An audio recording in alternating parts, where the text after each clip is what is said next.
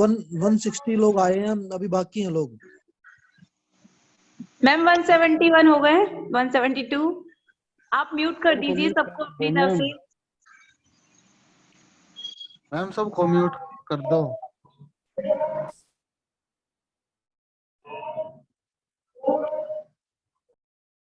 पूछो।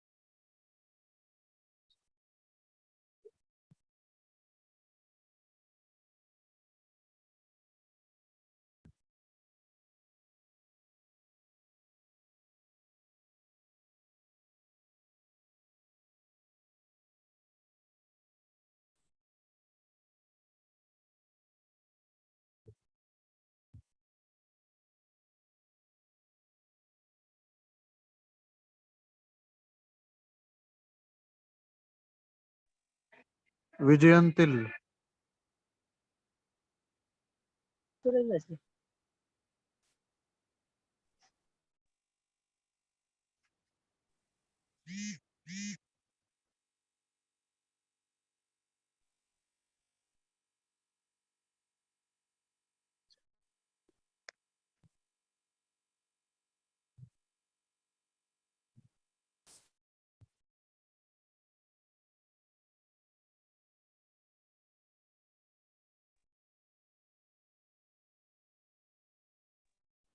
Good afternoon.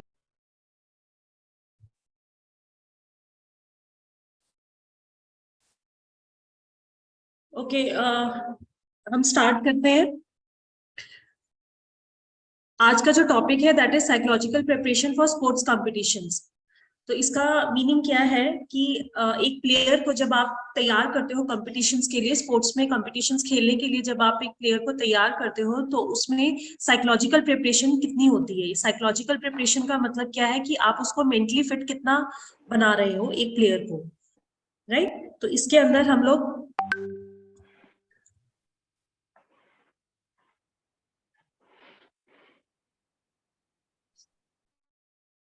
Screen visible है सभी को? Yes ma'am. No ma'am. No ma'am. आपकी मैम आप म्यूट करिए अपनी तरफ से। आपको स्क्रीन विजिबल है? कोई एक उसमें चैट बॉक्स में please. No ma'am.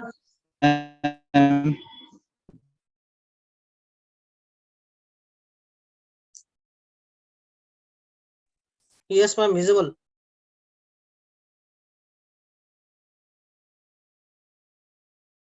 Okay,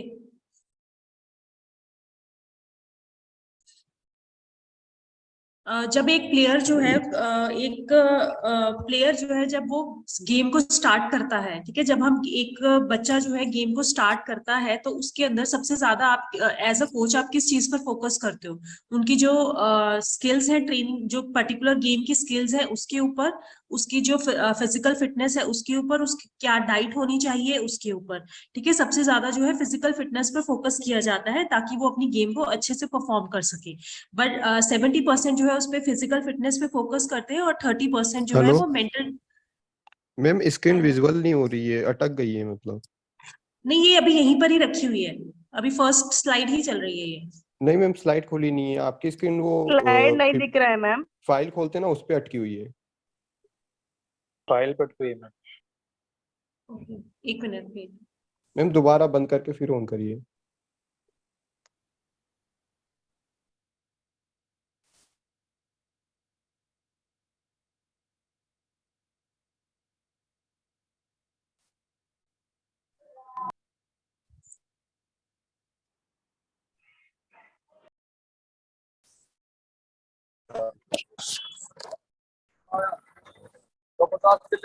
okay ma'am, दिख रही है। ओके, तो जब हम बात कर रहे थे, जब एक प्लेयर एंटर करता है गेम के अंदर उसको सीखने के लिए, तो सबसे ज्यादा 70% जो है फिजिकल फिटनेस पे फोकस किया जाता है और 30% जो है मेंटल फिटनेस पे फोकस किया जाता है। बट जब एक वही प्लेयर जब एक कंपटीशन के लिए सिलेक्ट होता है, कंपटीशन में वो क्यों सिलेक्ट हुआ है एक प्लेयर, क्योंकि वो जो भी आपने उसको सिखाया है, उसकी जो सीखने की जो कैपेसिटी है उस गेम को उसने जो टेक्निक्स उसकी सीखी है, उसकी जो स्किल सीखी है, वो बहुत अच्छे से उस चीज को परफॉर्म कर सकता है। इस करके वो प्लेयर जो है कंपटीशन के लिए सिलेक्ट हुआ है और कंपटीशन में खेलने के लिए जा रहा है। बट कंपटीशन में क्या होता है कि 70% जो है आपका मेंटल फिटनेस होना बहुत ज्यादा जरूरी होता है। आप पूरी तरह से फिजिकली फिट हैं, इसी करके आप एक कंपटीशन में गए हैं। ठीक है, तो उस टाइम पर आपकी जो मेंटल फिटनेस है वो सबसे ज्यादा मैटर करती है। क्यों मैटर करती है? क्योंकि आप अपनी गेम के अंदर किस तरह से रिस्पॉन्ड करते हो। ठीक है, वहां पे बहुत सारी ऐसी सिचुएशंस होती हैं जो आपके हाथ में नहीं होती हैं, आपके कंट्रोल में नहीं होती हैं। तो प्लेयर उन सिचुएशंस को किस तरीके से हैंडल करता है वो टोटली डिपेंड करता है कि how a player is mentally fit.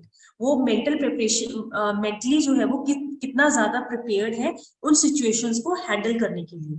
तो वो उन सिचुएशंस को हैंडल सिर्फ तभी कर सकता है अगर उसे जो हमारा लर्निंग फेज होता है, हमारी कंपटीशन से पहले वाला जो फेज होता है, उस फेज के अंदर अगर उसे साइकोलॉजिकली तैयार किया जाता है, ओनली देन प्लेयर जो है वो पूरी तरह से अपने कॉम्पिटिशन्स में उन अनवांटेड सिचुएशंस को अच्छे तरीके से हैंडल कर सकता है। राइट, तो उसके लिए सबसे ज्यादा जरूरी क्या है? हम बात करेंगे स्टेजेस में। तो ये सबसे पहले जो बात आती है हमारी प्री कंपटीशन फेज की। प्री कंपटीशन फेज कौन सा है? हमारा कंपटीशन फेज से पहले वाला टाइम। और कंपटीशन फेज जब हमारा कंपटीशन जो है वो चल रहा है। और पोस्ट कंपटीशन फेज जब हमारा कंपटीशन फेज जो है वो कंप्लीट हो गया है, उसके बाद का जो टाइम पीरियड होता है that is the post competition phase. तो अब हम इन फेजेस को डिटेल में आगे स्टडी करेंगे। पहले हम बात करते हैं pre competition phase. Pre competition phase में सबसे पहला जो स्टेप आता है that is the long term preparation. Long term preparation यानी कि the during your training period. Long term preparation क्या है? जैसे कि अभी कोई भी कंपटीशन है आपका, आने वाला कंपटीशन वो अभी काफी दूर है, अभी उसको काफी ज्यादा टाइम है, आप उस पर्टिकुलर कंपटीशन के लिए प्लेयर को तैयार कर रहे हैं, उसको हम लॉन्ग टर्म प्रिपरेशन बोलते हैं। तो इसके अंदर क्या क्या चीजें जरूरी होती है? सबसे पहले इंपॉर्टेंट है that is the goal setting. Goal setting आप एज अ कोच आप इन चीजों को समझते होंगे कि गोल सेटिंग जरूरी क्यों है। एक प्लेयर का गोल सेट करवाना इसलिए जरूरी है क्योंकि इससे क्या है, एक प्लेयर को मोटिवेशन लेवल मिलता है। मोटिवेशन एक ऐसा एस्पेक्ट है जिसको मेंटेन रखना, जिसको बहुत ज्यादा जरूरी हो जाता है कि प्लेयर वो अच्छे से परफॉर्मेंस दे सके। तो गोल टर्म जो है, जो गोल सेटिंग है उसके अंदर हमें जो गोल्स सेट करने हैं that should be smart goals. आप यहाँ पे जैसे स्क्रीन में अभी देख पा रहे हैं, goals should be smart goals. क्या हो गई क्या बात? वो मेरा भी पेंटर आया हुआ है इधर है। आप प्लीज अपना माइक म्यूट तो एक रखिए। बार बता दो, आप एक बार बता दो, मैम मैं आपकी फिर साइड इनको से कर बाद में दीजिए फाइनल करूँ। मैं बहुत बारी कर चुकी हूँ, वो फिर से ऑन कर लेते हैं। इन्हें बाहर निकाल दो ना फिर। मैम अपना पहले उसका करिए ना म्यूट, ये लोग नहीं सुनेगा। ओके जो आप यहाँ पर देख सकते हैं स्क्रीन पर, goal should be smart goals. Smart goals का क्या मतलब होता है? एस से मतलब होता है स्पेसिफिक, यानी कि स्पेसिफिक का यहाँ पे मतलब क्या है कि एक तो होते हैं जनरल गोल्स और एक होते हैं स्पेसिफिक गोल्स।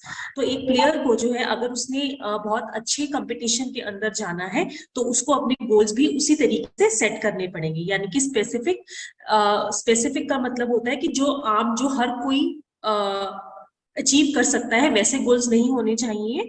थोड़े से जो गोल्स हैं वो चैलेंजिंग टाइप में होने चाहिए। इस तरह के गोल्स को सेट करना। मेजरेबल का क्या मतलब होता है कि वो आपको पता होना चाहिए है कि आप क्या चीज कर रहे हो, कि वो आपका रेलेवेंट चल रहा है या नहीं चल रहा है। ठीक है, गोल्स इस तरीके से हमें बनाने चाहिए। अटेनेबल का मतलब क्या है कि जिन्हें आप अचीव कर सकते हो। एक होते हैं गोल्स जैसे कि आप उन्हें अचीव कर ही नहीं सकते हो, ठीक है, उस तरीके के नहीं होने चाहिए हैं। अटेनेबल गोल्स होने चाहिए हैं। रियलिस्टिक मतलब जैसे जिनको आप पूरा कर सकते हो, दैट शुड बी रियलिस्टिक। जैसे एक होता है कि हाँ आपकी उतनी कैपेबिलिटी है ही नहीं है कि हाँ आप उस तरह के गोल को अचीव कर सको, इसलिए हमें वो गोल नहीं बनाने हैं, हमने वो गोल्स बनाने हैं जो हम अपनी कैपेसिटी के अकॉर्डिंग, अपनी कैपेबिलिटी के अकॉर्डिंग उस गेम को पूरा कर सकते हैं, उस गोल को अचीव कर सकते हैं। एंड टाइम बाउंड का मतलब आप कितने टाइम पीरियड के लिए अपना वो गोल सेट कर रहे हैं। फॉर एग्जांपल जैसे कि हम एक गोल सेट करके चल रहे हैं कि आपको एक पर्टिकुलर टेक्निक जो है एक प्लेयर को सिखाई जा रही है, ठीक है, एज अ कोच आप एक प्लेयर को नई टेक्निक सिखाना चाहते हो, तो उस टेक्निक को सीखने के लिए प्लेयर्स की कैपेसिटी के अकॉर्डिंगली आप उसका कितने दिनों का गोल सेट कर रहे हो।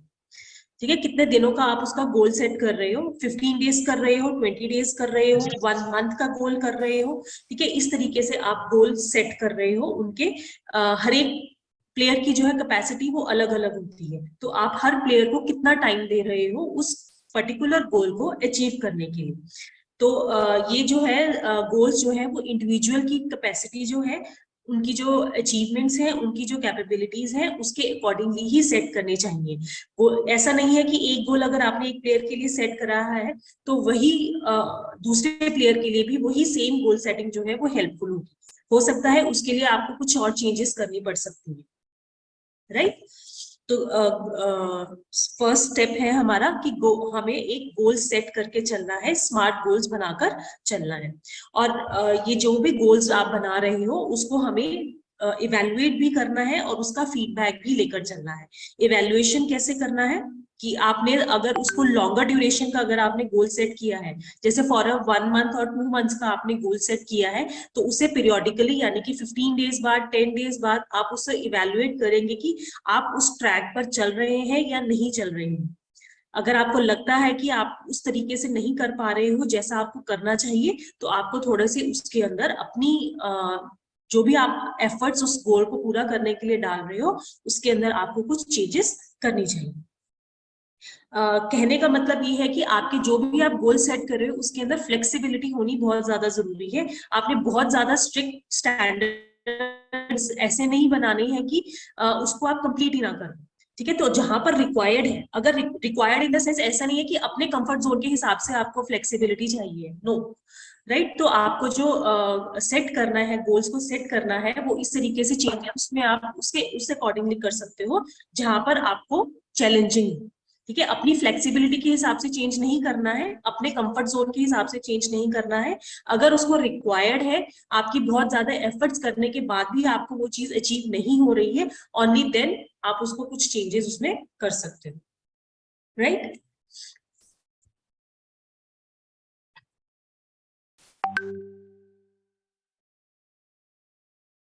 Next is the stress management training.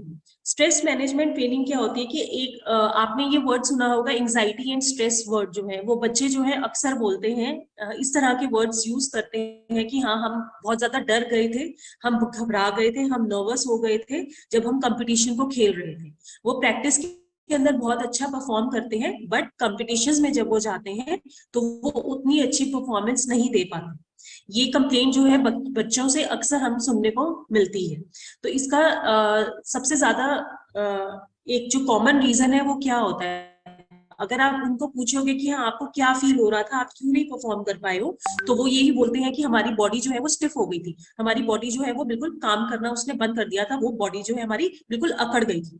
ठीक है, इस तरह के रिस्पॉन्सेज देते हैं और कहते हैं कि हम बहुत डर गए थे, हम नर्वस हो गए थे, हमें पता ही नहीं था कि हमें कैसे परफॉर्म करना है, हम बिल्कुल ब्लैंक हो गए थे। ठीक है, इस तरह के एक्सक्यूजेस जो है वो बच्चे देते हैं, इस तरह की बातें जो है वो बताते हैं।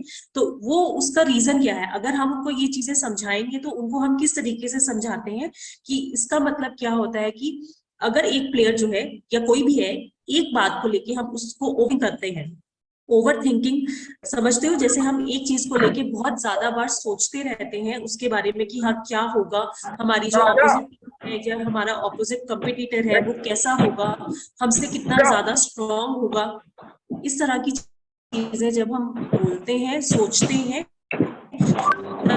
हमारी जो बॉडी है वो नेगेटिव इफेक्ट करती है। और जब हमारी बॉडी नेगेटिव इफेक्ट करेगी तो हम उतना अच्छा परफॉर्मेंस नहीं दे सकते हैं जितना हम देना पीछे से बहुत नॉइज आ रही है। चाहते हैं। माइक ऑन है, बहुत ज्यादा शोर आ रहा है मैम।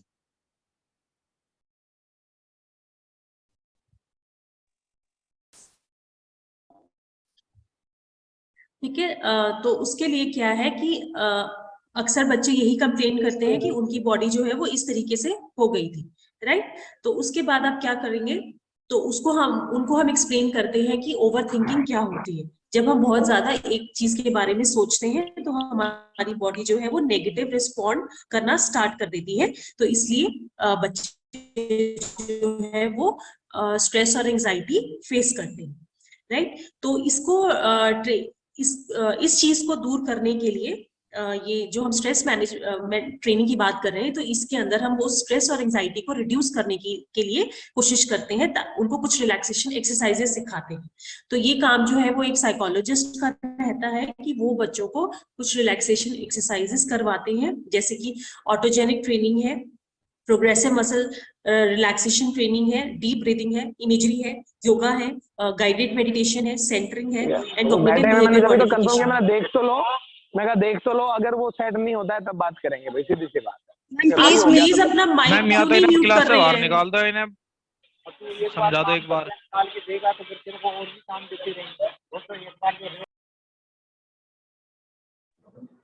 मैम वहीं से म्यूट कर दीजिए ना सबका माइक। वहीं से म्यूट कर रही हूँ, बार बार ऑन कर रहे हैं। म्यूट कर दो मैडम, सबका म्यूट कर दो, सबको बंद कर दो।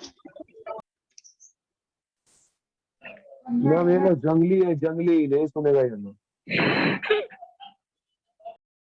हेलो, अरे कोई महेश्वरी में बच्चा डूब गया, मैं कह रहा महेश, हेलो आवाज नहीं आ रही क्या सर?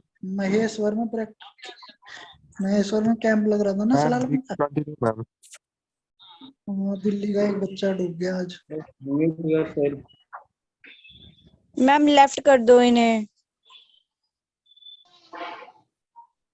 मीनल अपना माइक स्विच ऑफ करो।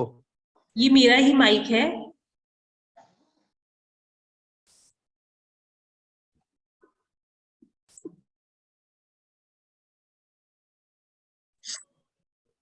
मैम वहां से अगर सबकी माइक म्यूट कर देंगे तो सबका हो जाएगा। अरे भाई नहीं हो रहा है, बोल के नहीं बोल रहा है madam. Okay, we are talking about stress management training. Stress management training के अंदर कुछ रिलैक्सेशन एक्सरसाइजेस होती हैं जो हेल्प करती हैं एक प्लेयर को अपने एंजाइटी लेवल को रिड्यूस करने के लिए। तो उन ट्रेनिंग्स का नाम है, जैसे ऑटोजेनिक ट्रेनिंग है, प्रोग्रेसिव मसल रिलैक्सेशन ट्रेनिंग है, और जो सबसे सिंपल और इजी एक्सरसाइज होती है that is the deep breathing exercise, जिसके लिए कोई ऐसी बहुत ज्यादा प्रॉपर ट्रेनिंग की जरूरत नहीं होती है। वो कोई भी कभी भी कहीं पे भी इस एक्सरसाइज को कर सकता है। जस्ट 5 मिनट्स आपको देना है, गहरी लंबी सांसें लेनी है। डीप ब्रेथ का मतलब क्या है? गहरी लंबी सांसें लेना। 5 मिनट के लिए अगर आप इस एक्सरसाइज को डेली परफॉर्म करते हैं, दिन में 2 बार भी अगर आप इसको डेली परफॉर्म करते हैं, आप अपने प्लेयर्स को ये एक्सरसाइज करवाते हैं। अगर जैसे कि कई बार होता है किसी सेंटर्स में साइकोलॉजिस्ट अवेलेबल नहीं होते हैं, तो अगर आप बच्चों को रिलैक्सेशन एक्सरसाइजेस कुछ करवाना चाहते हैं तो डीप ब्रीदिंग जो है सबसे इजी और बेस्ट टेक्निक होती है। बट अगर इसको रेगुलर किया जाए only then it will be helpful. अगर आप इसको रेगुलर प्लेयर्स को करवाएंगे, डेली करवाएंगे, 5 minutes morning and 5 minutes evening, या फिर जब भी आपका प्रैक्टिस टाइम है उस प्रैक्टिस टाइम से पहले जब आप उसको करवाएंगे, जस्ट आपको आंखें बंद करना है, खुद को रिलैक्स करने के लिए अपनी ब्रीदिंग के ऊपर कंसंट्रेट करना है कि किस तरीके से आप ब्रीद इन कर रहे हैं और ब्रीद आउट कर रहे हैं। ठीक है, तो इस एक्सरसाइज को आप किस तरीके से फोकस करते हैं। तो उस टाइम पे जब आप ये डीप ब्रीदिंग कर रहे हैं, तो जब आप सांस को अंदर ले रहे हैं, दैट मीन्स कि आप पॉजिटिव एनर्जी को अंदर इनहेल कर रहे हैं, और जब आप ब्रीदिंग को छोड़ रहे हैं तो आप जितने भी आपकी नेगेटिव थिंकिंग चल रही है माइंड के अंदर, आप उसको बाहर निकाल रहे हैं। तो इस माइंड सेटअप से जब आप डीप ब्रीदिंग को करते हैं तो यू फील रिलैक्स। तो अगर आप ये डीप ब्रीदिंग की एक्सरसाइज अपने प्रैक्टिस सेशंस के अंदर बच्चों को करवाते हैं, अपने प्लेयर्स को करवाते हैं, तो इसका बेनिफिट आपको उस टाइम पर जब आपके प्लेयर्स जो है कंपटीशन में जाएंगे तो उनको ये बेनिफिट जरूर फील होगा। बट अगर आप इसे रेगुलर करेंगे, only then it will be beneficial. अगर आप ये कहेंगे हाँ हम 5 दिन करेंगे या 10 दिन करेंगे, या आपके कंपटीशन से 1 वीक पहला आप स्टार्ट कर देंगे, तो ये बेनिफिट करेगी? No, it will not. क्योंकि जितनी भी रिलैक्सेशन एक्सरसाइजेस, जितने भी आप नाम यहाँ पे स्क्रीन पे अपनी देख रहे हो, जितनी भी एक्सरसाइजेस हैं, ये सब रिलैक्सेशन एक्सरसाइजेस होती है, साइकोलॉजिकल रिलैक्सेशन एक्सरसाइजेस होती हैं ये सब। बट इनको सीखने के लिए टाइम लगता है, इनको बॉडी के साथ अडेप्ट होने में टाइम लगता है।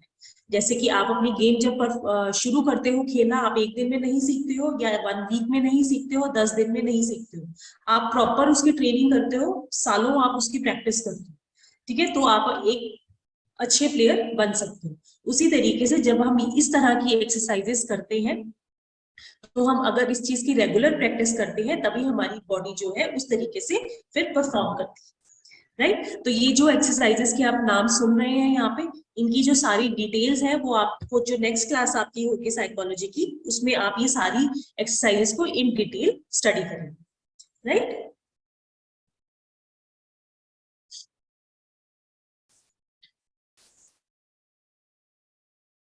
Okay, next is confidence building.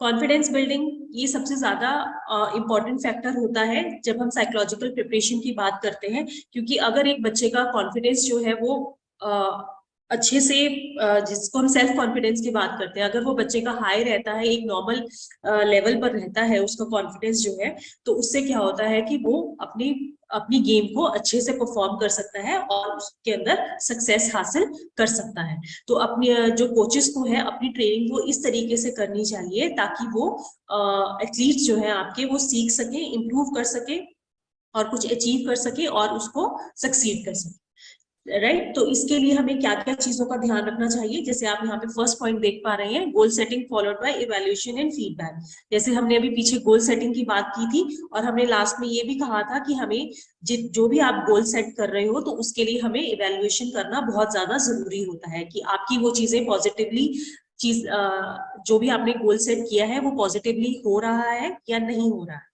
ठीक है, अगर आपको लगता है कि वो पॉजिटिव साइड पर जा रहा है, जो भी आपने गोल सेट किया है, बच्चे अच्छे से परफॉर्म उसको कर रहे हैं, तो हमें पॉजिटिव रीइंफोर्समेंट का यूज करना चाहिए।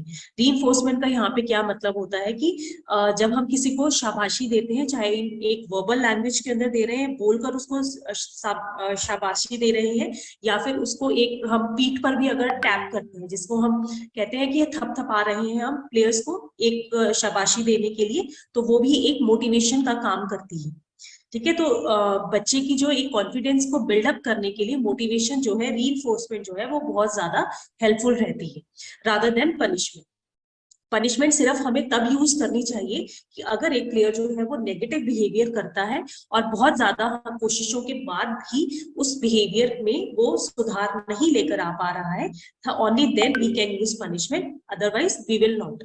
तो सबसे ज्यादा इंपॉर्टेंट क्या होता है कि कोचेस को अपनी लैंग्वेज के ऊपर कंट्रोल रखना बहुत ज्यादा जरूरी होता है, कि आप अपनी लैंग्वेज को किस तरीके से कंट्रोल करते हो, क्या वर्ड्स आप अपने प्लेयर्स के साथ, अपने बच्चों के साथ यूज करते हो, that's a very important thing. आज के टाइम में तो बहुत ज्यादा जरूरी हो गया है। व्हाई? क्योंकि आजकल के जो बच्चे हैं वो ज्यादा सेंसिटिव हैं, उन्हें समझ जरूर है, ठीक है, वो आज की जो, क्योंकि ये हम सोशल मीडिया की अगर हम बात करते हैं तो उसके कारण बच्चों को नॉलेज, अपनी तरफ से उनको बहुत ज्यादा नॉलेज होती है, बट वो सेंसिटिव भी उतने ही ज्यादा होते हैं। तो इसीलिए हमें किस तरीके से उनसे बात करनी है, हमें क्या वर्ड्स उनके साथ यूज करने हैं, that's the very very important thing. कि कब आपने उनको डांटना है, कब आपने उनको रीइंफोर्स करना है। तो ये सारा जो है एक कोच को इन सब बातों को समझना बहुत ज्यादा जरूरी हो जाता है। नेक्स्ट पॉइंट है हमारे पास, creating a motivational climate which emphasises learning and improvement rather than winning. तो हमें मोटिवेट उनको किस चीज पर करना है, जो वो सीख रहे हैं उस पर, और जो वो इम्प्रूव कर रहे हैं उस पर। ठीक है, तो विनिंग जो है वो उतना इंपॉर्टेंट हमने विनिंग पर नहीं देना है जितना हमने एक उनका जो लर्निंग फेज है, उनका जो इम्प्रूवमेंट फेज है, उसके ऊपर जितना हम फोकस करेंगे उतना ज्यादा वो अच्छा रहेगा।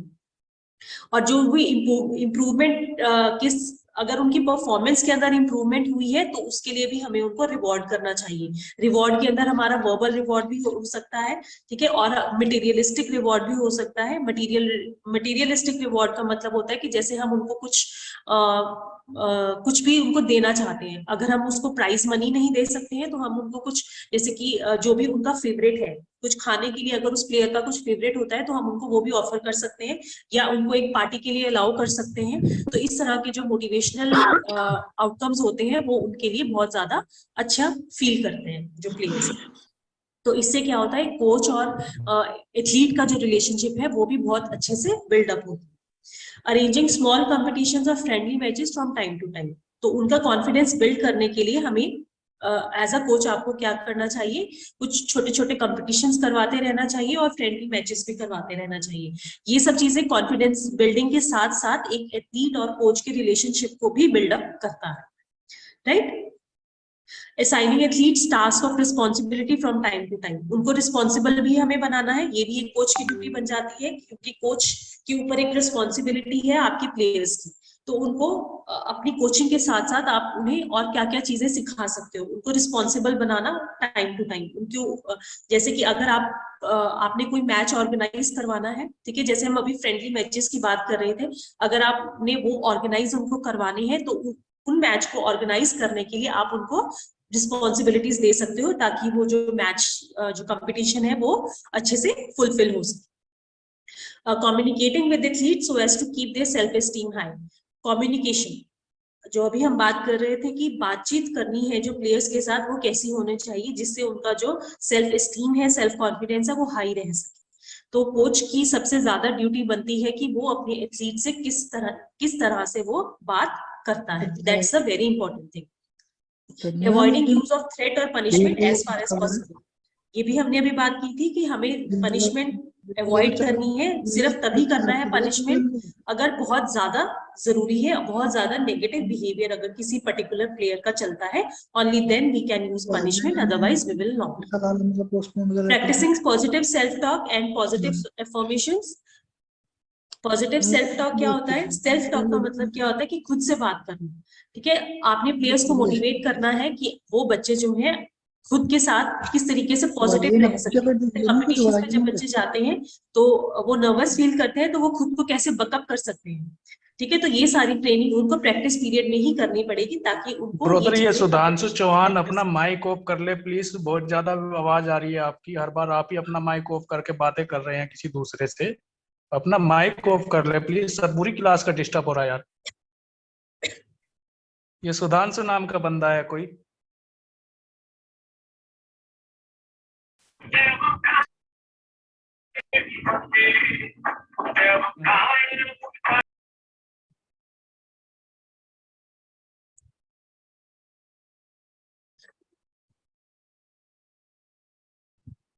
Okay, practising positive self talk and positive affirmations. हमें सेल्फ टॉक का क्या मतलब होता है? जब प्लेयर खुद से बात करता है, ठीक है, सेल्फ टॉक उसको बोलते हैं। और जब वो पॉजिटिव बात करता है तो उससे क्या है, उसका कॉन्फिडेंस जो है वो बिल्डअप होता है।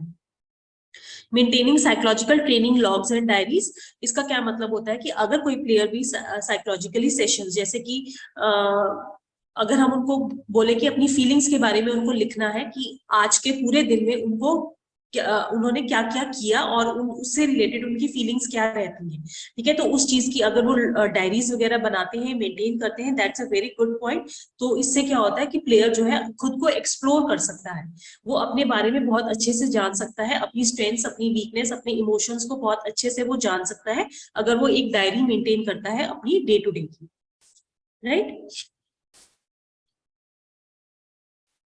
Next is developing concentration.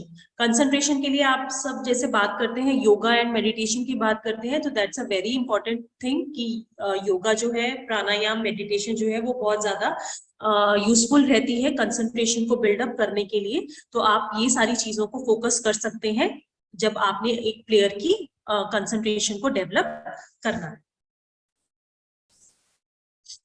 Training for dealing with unexpected circumstances, तो ये जो है ये बहुत ज्यादा इंपॉर्टेंट पॉइंट होता है कि आप अपनी तरफ से आप बहुत ज्यादा ट्रेनिंग कर रहे हो, ठीक है, बहुत अच्छे से प्रैक्टिस करते हो, ठीक है, बट हम लोग जो है प्लेयर्स को भी बहुत अच्छे से उनको, जैसे अगर हम साइकोलॉजिकल सेशंस की बात करते हैं तो वो भी हम बहुत कुछ उनको सिखाते हैं कि किस तरीके से आपको क्या क्या चीजें करनी है डील अप करने के लिए, ताकि वो इन सारी चीजों से, अनएक्सपेक्टेड सर्कमस्टेंसेस जो होते हैं उनके साथ वो डील कर सके।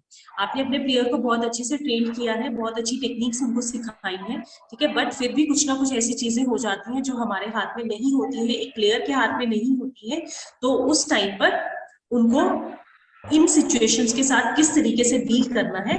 तो अगर ये साइकोलॉजिकल सेशंस आप उनको कंपटीशन से पहले यानी कि प्री कंपटीशन फेज में इन सेशंस को दिलवाते हो, तो वो प्लेयर जो है वो इन सारी चीजों को किस तरीके से टैकल करना है वो सीख सकता है, ठीक है, खुद को किस तरीके से कंट्रोल करना है, खुद को किस तरीके से हैंडल करना है। अगर इमोशंस की हम बात करते हैं तो इमोशनली खुद को किस तरीके से कंट्रोल करके रखना है, राइट।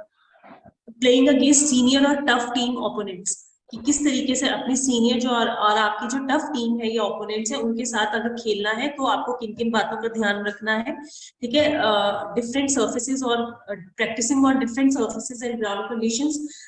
तो एज अ कोच आपकी ये ड्यूटी बनती है कि आप उनको अलग अलग जगहों पर उनकी प्रैक्टिस करवाएं, जो ग्राउंड की कंडीशंस है कि वर्स्ट कंडीशंस ग्राउंड की क्या हो सकती है, किसी का माइक ऑफ है, वो डिस्टर्ब बंद कराओ।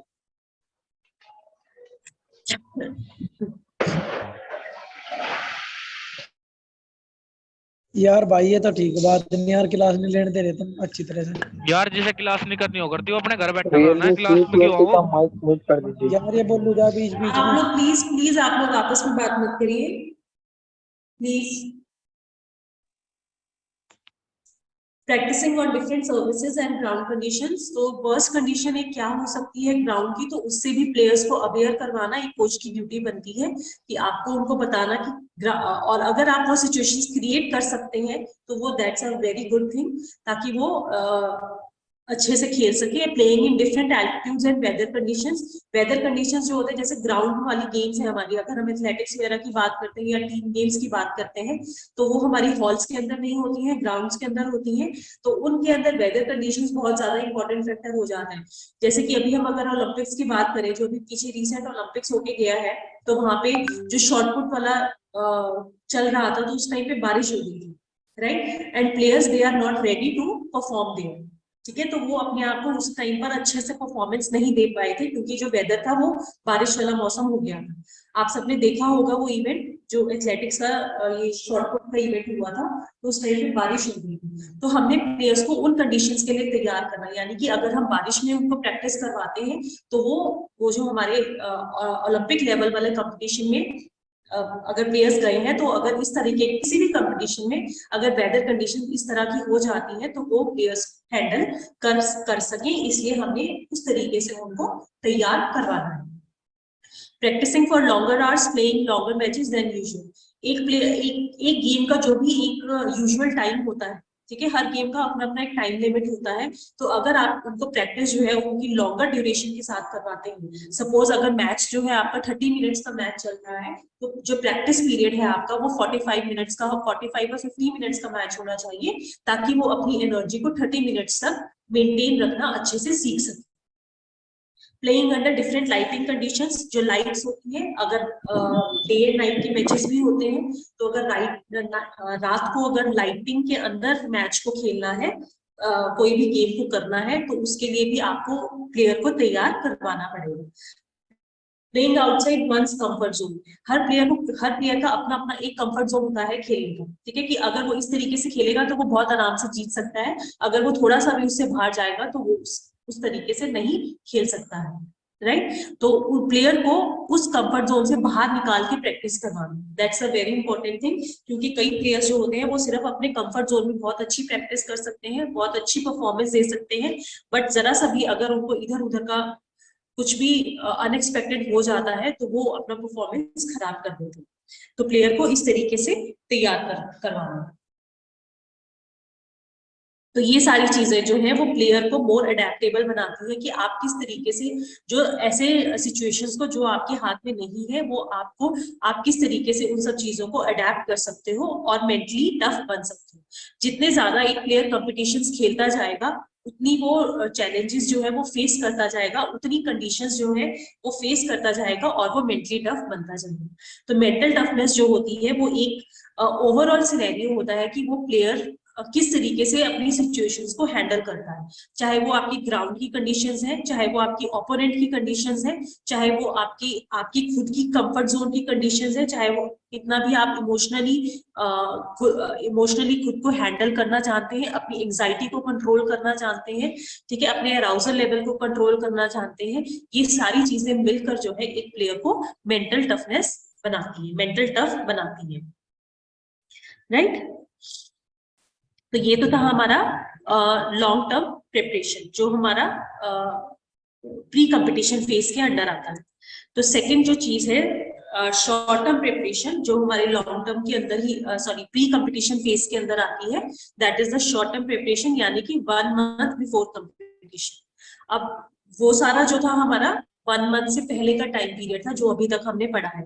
अब हमें पता है कि 1 महीने बाद हमारा एक कंपटीशन है और एक मेजर कंपटीशन, ठीक है। तो उस टाइम पे आपको क्या क्या चीजों को ध्यान में रखना है। जितना भी अभी हमने लॉन्ग टर्म में पढ़ा था तो वो सारी चीजें हमने कंटिन्यू रखी है during the short term preparation. 1 महीना पहले जो है आप किस तरीके से खुद को तैयार कर सकते हैं। अगर हमने लॉन्ग टर्म पीरियड के अंदर लॉन्ग टर्म प्रिपरेशन के अंदर हमने साइकोलॉजिकल सेशंस लिए हैं, रिलैक्सेशन एक्सरसाइजेस की हैं, तो वो हमें हेल्प करती हैं ड्यूरिंग अवर शॉर्ट टर्म प्रिपरेशन। यानी कि उस 1 महीने के अंदर आपको किन किन बातों का ध्यान रखना है कि प्लेयर का जो एंजाइटी लेवल है वो कितना अंडर कंट्रोल है या नहीं। तो ये आपको टाइमली जो है चेक करना पड़ता है, और वो आप कैसे चेक कर सकते हो, थ्रू देयर बिहेवियर। उनका बिहेवियर जो है वो आप नोटिस कर सकते हो कि इस टाइम पे जो प्लेयर है किस तरीके से फील कर रहा है। 1 month जैसे 30 डेज में वो कैसा फील कर रहा है, आफ्टर 15 डेज उसका जो एंजाइटी लेवल है वो क्या चल रहा है, उसका बिहेवियर कैसा चल रहा है, और अब 1 वीक रह गया है कंपटीशन आने के, तो उस टाइम पे उसका बिहेवियर किस तरीके से चल रहा है। तो आप इन सब चीजों से इंश्योर कर सकते हो कि प्लेयर का एंजाइटी लेवल इस वक्त क्या चल रहा है। और उस टाइम के पीरियड के अंदर उनको रेगुलरली जो है अपनी रिलैक्सेशन एक्सरसाइजेस की प्रैक्टिस करनी है, डीप ब्रीदिंग करना है, योगा करना है, ठीक है, खुद से पॉजिटिव सेल्फ टॉक करना है, जो हमने सारी लॉन्ग टर्म पे पढ़ी थी अभी, वो सारी चीजों को उनको कंट्रोल करके रखेंगे, ठीक है। Frequent pep talks by coaches and need based counselling sessions may be conducted by the psychologist. तो frequent pep talks by coaches का मतलब क्या है कि जो कोचेस की वर्डिंग्स की हम जो बात कर रहे थे पीछे कि कोचेस ने किस तरीके के वर्ड्स यूज करने हैं, that's a very important thing. आपने कुछ भी उनसे नेगेटिव बात नहीं करनी है जब उनका कंपटीशन सबसे ज्यादा पास में आ रहा है। कई बार जो होता है प्लेयर्स, हाँ जी, ये कहे कि उनको चूड़ी बनवा देंगे, उनकी साया में एक नथिया डलवा देंगे। मैम क्लास से बाहर निकालो इन्हें। ये मैंने तो कई बार बोल लिया, आप निकाल ही नहीं मैम रही। सबको म्यूट कर दीजिए प्लीज मैडम। मैं बहुत बारी म्यूट कर चुकी हूँ। भाई के ड्रामा आयु मैम सबको अनम्यूट कर दीजिए। मैम और सब लोग करते हैं तो सब म्यूट हो जाते हैं, कोई सब बात करने दो, फिर क्लास ही मतलब इससे अच्छा बात कर दिया।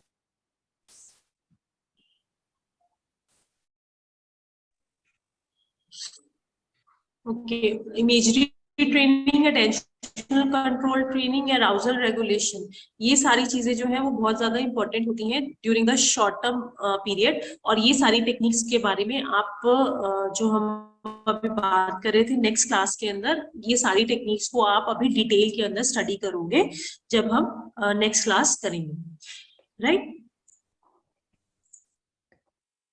Providing information to athletes prior to competition. जैसे कि अब थोड़ा सा टाइम रह गया है कंपटीशन के अंदर, तो उनको एथलीट्स को बताना, इंफॉर्मेशन देना, किस तरीके की इंफॉर्मेशन उनको देना कि कंपटीशन कहाँ पर है, वहाँ की जो वेदर कंडीशंस हैं वो किस तरह की हैं, और वहाँ पे जो लोकल कल्चर क्या है लोगों का वो बताना, और वहाँ पे किस तरीके का खाना जो है वो प्रोवाइड होगा वो बताना, उनको एकोमोडेशन, उनकी डिटेल्स जो है वो सब बताना। This is a part of mental preparation. ऐसा क्यों होता है कि ये चीजें इंपॉर्टेंट क्यों है प्लेयर्स को बताना, क्योंकि इस तरह से उनका जो एक ध्यान जो है इन चीजों पर नहीं जाना चाहिए, क्योंकि ये जो बेसिक रिक्वायरमेंट्स हैं ये सारी चीजों की, ये कोच की रिस्पॉन्सिबिलिटी बनती है कि ये सारी चीजों का ध्यान रखना कि उनको कहाँ पर जाना है और कहाँ पर ठहरना है, ये सब, और उनके जो अवेलेबिलिटी ऑफ फूड है वो क्या है, ये सारी चीजों की डिटेल उनको बताना, ताकि प्लेयर जो है खुद को इस तरह इन सब चीजों से मेंटली प्रिपेयर कर सके कि उनको वहां पे जाके कैसे रहना है और क्या खाना है। राइट, ये बहुत ज्यादा चीजें इंपॉर्टेंट हो जाती हैं, क्योंकि इस वजह से उनको स्ट्रेस नहीं होना चाहिए। ठीक है, इन सब छोटी छोटी बातों की वजह से उनका जो स्ट्रेस लेवल है वो इंक्रीज नहीं होना चाहिए। इनकी वजह से क्या, इनको वही वाला चैप्टर पसंद आ गया। Please keep quiet, keep quiet please. Ma'am आप परमिशन रिवोक कर दीजिए अनम्यूट करने वाली, फिर कोई नहीं कर पाएगा। मीटिंग सेटिंग्स में जाके कर दीजिए मैम। टाइम ओवर होने वाला है, मुझे क्लास कंप्लीट करना है। Okay ma'am, you will be continue. करिए मैम करिए। फेज नेक्स्ट हम बात करेंगे फेज 2 की कंपटीशन फेज। जो अभी तक हम बात कर रहे थे that is the pre competition phase, और अभी हम बात करेंगे कंपटीशन फेज की। जैसे कि जो हम बात कर रहे हैं 48 आवर्स बिफोर कंपटीशन, यानी कि 2 और 3 दिन पहले की अगर हम बात कर रहे हैं that is the competition phase. तो उसके अंदर क्या है कि उस टाइम पे एथलीट के किसी भी तरीके से कोई भी डिस्ट्रैक्शन नहीं होना चाहिए। जैसे कि मीडिया पर्संस हैं, कोई भी उनसे मिलने आ रहा है, कोई रिलेटिव्स हैं, फ्रेंड्स हैं, या कोई भी जैसे वेल विशर्स होते हैं, कुछ कोई भी लोग होते हैं, अगर वो मिलना चाहते हैं तो एज अ कोच आपकी ड्यूटी बनती है कि आप किसी को भी अलाउ नहीं करेंगे कि वो आपके प्लेयर से आके मिले। ठीक है, और उनकी जो डाइट है वो किस तरीके की होनी चाहिए थी, तो वो आप उसके लिए आप न्यूट्रिशनिस्ट होते हैं, आप उनकी हेल्प लेकर पता कर सकते हैं कि इस वक्त पे उनको किस तरीके की डाइट खानी है, क्योंकि हर एक की डाइट जो है गेम के अकॉर्डिंगली रिक्वायर्ड होती है। किसी गेम में किस तरह की डाइट रहती है और किसी गेम में कितनी डाइट रिक्वायर्ड होती है जब उसको कंपटीशन पे खेलने के लिए जाना है। तो इट्स बेटर कि आप खुद की नॉलेज और बच्चों की नॉलेज की बजाय अगर आप न्यूट्रिशनिस्ट से हेल्प लेते हैं दैट विल बी बेनिफिशियल। और उनको एक प्रॉपर स्लीप जो है वो भी बहुत ज्यादा जरूरी है, ताकि वो खुद को रिलैक्स फील कर सके। और उसके बाद उसके अलावा आप क्या कर सकते हैं, जो हम डीप ब्रीथिंग की बात कर रहे थे, ठीक है, वो बहुत ज्यादा जरूरी हो जाती है खुद को रिलैक्स करने के लिए। अपनी जो बेस्ट परफॉर्मेंस होती है उसको इमेजिन करना कि हाँ आपने वो मैच कैसे खेला था, और जो अभी आप कंपटीशन खेलने जा रहे हैं तो उसकी एक माइंड में स्ट्रेटेजी बनाना कि आप अपने मैच को कैसे खेलोगे। ठीक है, उसकी पॉजिटिव इमेजेस बना के आपको खेलना, ताकि आप अपने गेम को अच्छे से इंजॉय करके खेल सकें। राइट,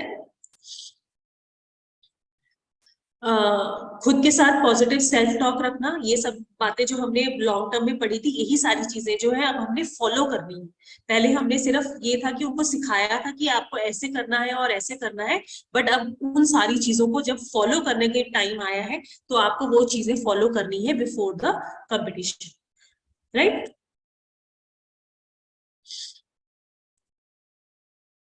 नेक्स्ट है हमारे पास स्टार्ट ऑफ द कंपटीशन, यानी कि जब आपका मैच जो है वो स्टार्ट हो गया है और वार्म अप से पहले आप क्या क्या चीजें कर सकते हैं। ठीक है, the athlete should focus on being relaxed and having good concentration, deep breathing, ये सब चीजें जो है वो हेल्प करती है प्लेयर को जब वो कंपटीशन के अंदर जा रहा है।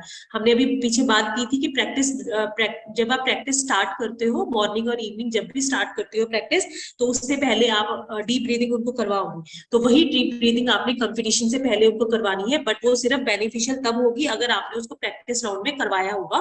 ओनली देन वो आपको बेनिफिट करेगी, आपके प्लेयर को वो बेनिफिट तभी करेगी अगर आपने उनको प्रैक्टिस सेशंस के अंदर उस एक्सरसाइज को करवाया है। ठीक, तो किस तरीके से अपने पॉजिटिव खुद को पॉजिटिव एटीट्यूड आपने कैसे रखना है, पॉजिटिव सेल्फ टॉक आपने कैसे करना है, तो ये सारी चीजें जो है वो मैटर करती हैं आपके इस पर्टिकुलर पॉइंट जब आपका मैच जो है वो शुरू होने वाला है। जब एक प्लेयर खेल रहा है, अपना कंपटीशन खेल रहा है, अपना मैच खेल रहा है, तो वो किस किस तरीके की प्रॉब्लम्स को फेस करता है। Loss of concentration when losing points, जब वो पॉइंट्स हारने लगता है तब उसका जो कंसंट्रेशन है वो लॉस होना स्टार्ट हो जाता है। ठीक है, उसका जो कॉन्फिडेंस है वो खत्म होना शुरू हो जाता है, कम होना शुरू हो जाता है। ठीक है, और वो जब पॉइंट्स लूज कर रहा है तो उसका जो एंजाइटी लेवल है वो बढ़ जाता है, उसका एग्रेशन है वो भी बढ़ सकता है, सेल्फ कंट्रोल वो खो सकता है अपना। ठीक है, उसको फिजिकल और मेंटली फटीग वो खुद को फील कर सकता है। ठीक है, इंजरी भी हो सकती है उसको। तो ये सारे पॉइंट्स जो होते हैं एक कॉमन पॉइंट्स है जो एक कंपटीशन के अंदर प्लेयर्स जो है वो फील करते हैं, फेस करते हैं। तो इन्हीं सारे पॉइंट्स को अगर हम अपने इन्हीं सारे पॉइंट्स को कंट्रोल करने के लिए जो हम ये साइकोलॉजिकल प्रिपरेशन की बात कर रहे हैं वो हेल्प करता है इन्हीं सारे पॉइंट्स को डील करने के लिए।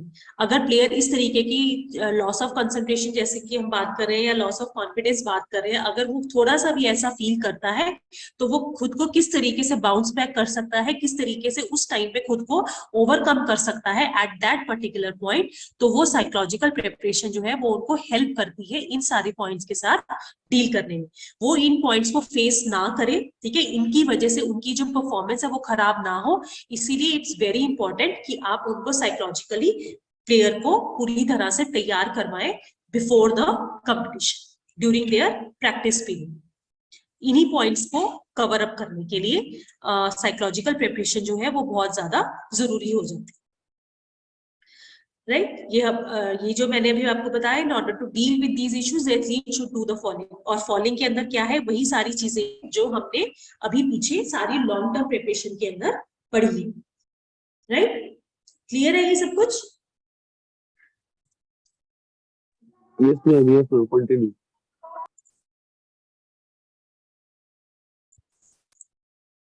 ओके, तो लास्ट पॉइंट हमारे पास आता है पोस्ट कंपटीशन फेज।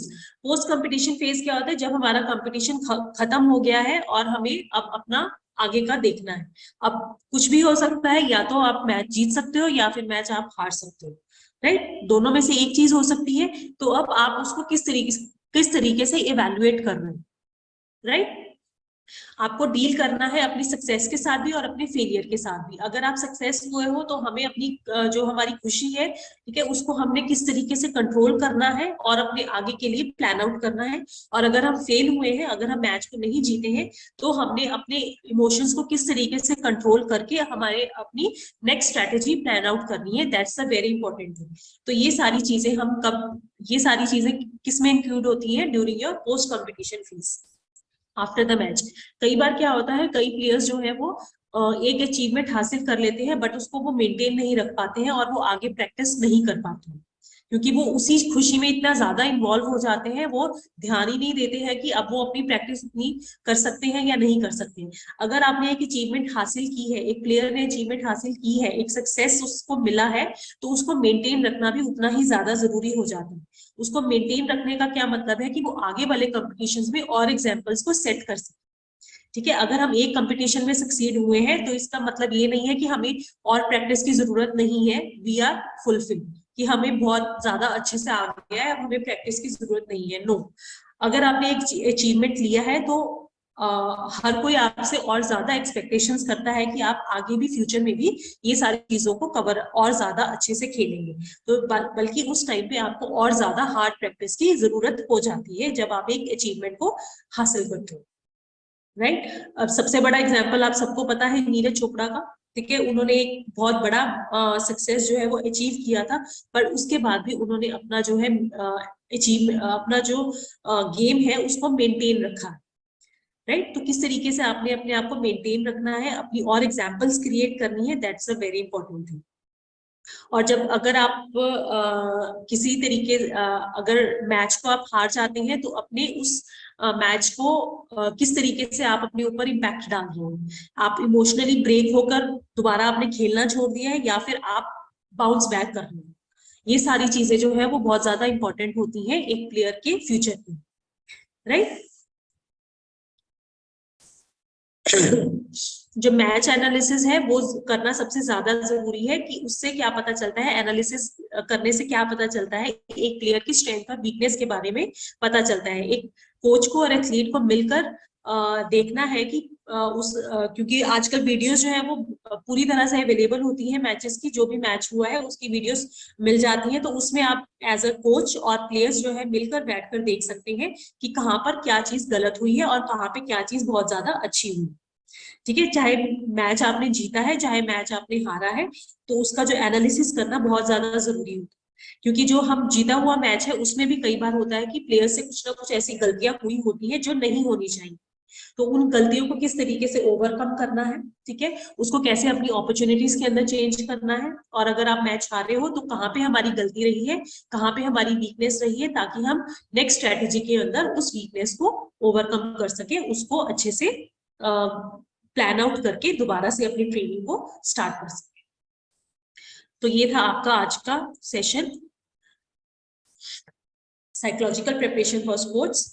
तो शाम को आपकी डिस्कशन क्लास होगी, तो उसके अंदर आप अपने क्वेरीज जो भी होंगी आप उसके अंदर वो पूछ सकते हैं। Thank you. Thank you ma'am, thank you Thank you, ma'am. Thank you so much. Thank you ma'am. Ma'am ये पीडीएफ सेंड करिएगा प्लीज। Thank you ma'am. ये पीडीएफ सेंड करिएगा। Thank you ma'am.